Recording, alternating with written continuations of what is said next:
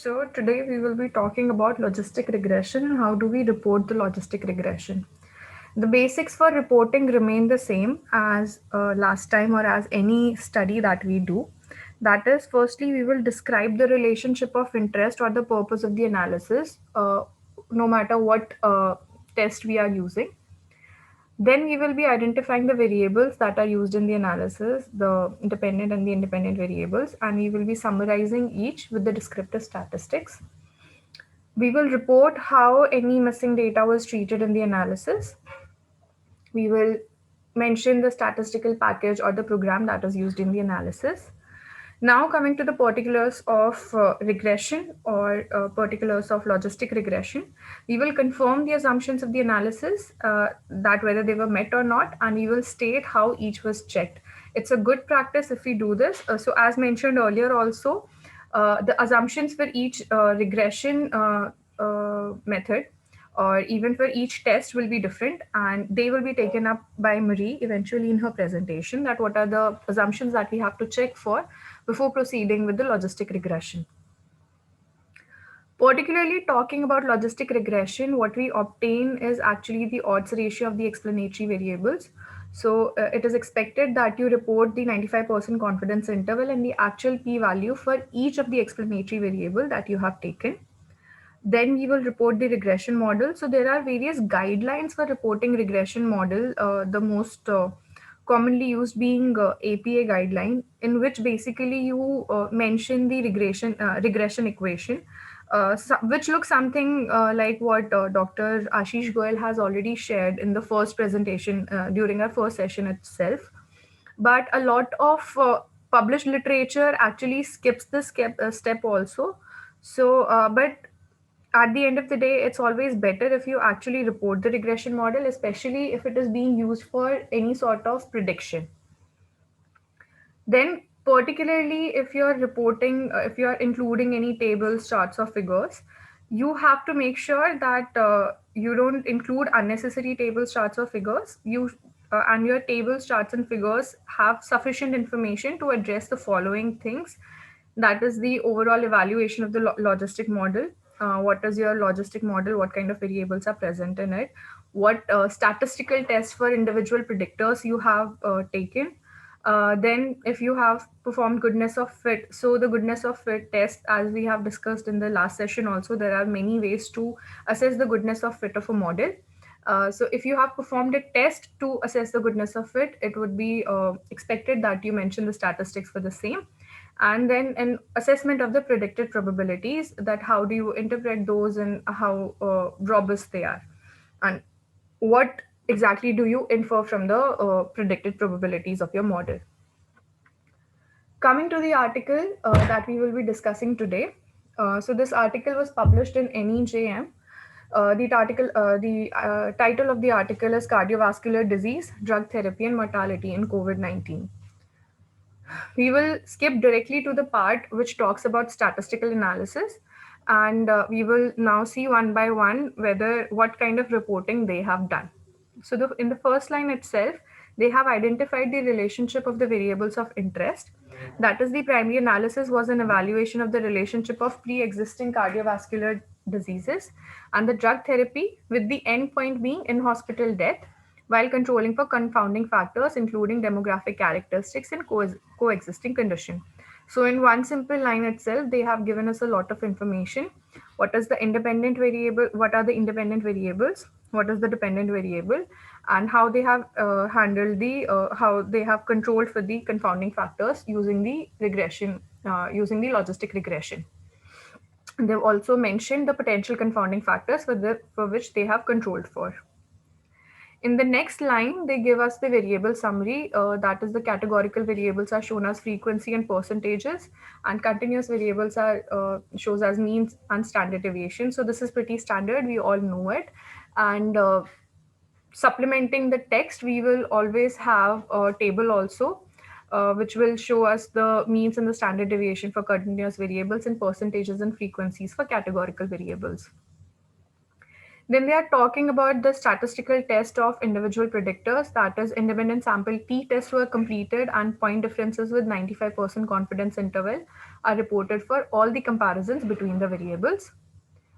They're also talking about the handling of missing data. That is, multiple imputation for missing values was not possible because of the disease and the drug variables. There were no codes to indicate that data was missing. So, if the patient's electronic health record did not include information on a clinical characteristic such as hyperlipidemia or the use of beta blockers, it was assumed that the characteristic was not present. So, they basically, if they were talking about any comorbidity, if the data was not present, it was assumed to be absent. That is how they have handled the missing data. In the next paragraph, they elaborate a little bit on the relationship of variables, in the sense that they talk about the individual independent variables that they have considered, and then they have talked about, in the last line, on the likelihood of in-hospital death. Here in the next line, they talk about the assumptions that they have checked for, that is, the linearity of the continuous variable with respect to the logit of the dependent variable was confirmed. And then what they have reported is the odds ratio and the corresponding 95% confidence interval. They have also mentioned the package they have used, which is SPSS statistics software. In this part that falls under the section of results, they have talked about the overall evaluation of the logistic model. They have talked about individual independent variables, what was the odds ratio that they obtained for it, and they have also provided the same in the form of a table also. And as you can see, the 95% confidence intervals are provided side by side. And this has been mentioned again and again that there is a growing preference for 95% confidence interval over p values amongst various journals and their editors as well.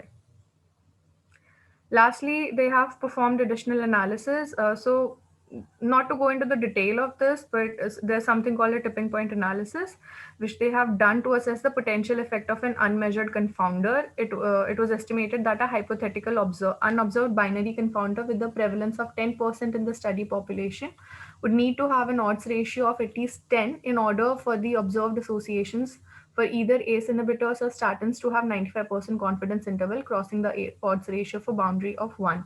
So basically, they are saying that whatever model we have reported, even if we assume that there is an unidentified or there is an additional confounding factor which we have not accounted for, by performing the tipping point analysis, we know that the odds ratio would have to be as high as 10, with taking a prevalence as low as 10% in the population for the model to actually change its outcome.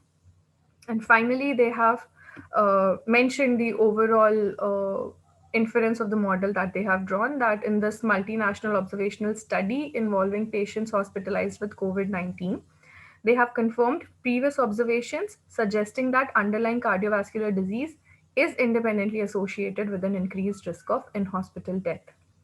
However, they were not able to confirm previous concerns regarding a potential harmful association of ACE inhibitors or AREs with in hospital mortality in this clinical context.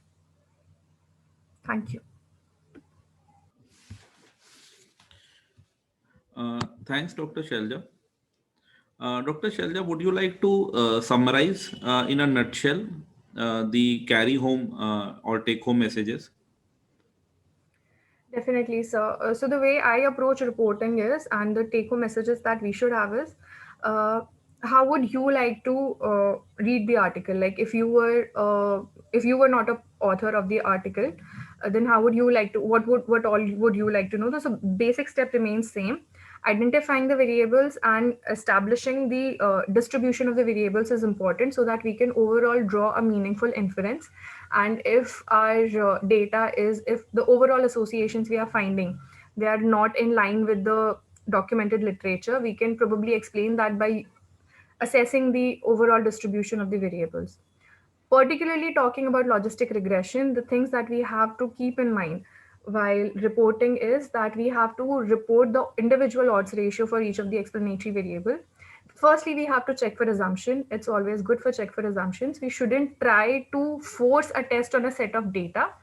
Rather, we should work hard and find a suitable test that suits our data. And after we have checked for assumptions and we know that logistic regression is the way to go, then we report the odds ratio for each of the individual variable. It's better now to report 95% confidence interval for the same. Always, it's good to report the goodness of fit of the model. Excellent. So I think very well summarized, Dr. Shailja. So welcome, Mary, and over to you, Ashish. Thank you. Thank you, Amir. Thank you, Shailaja.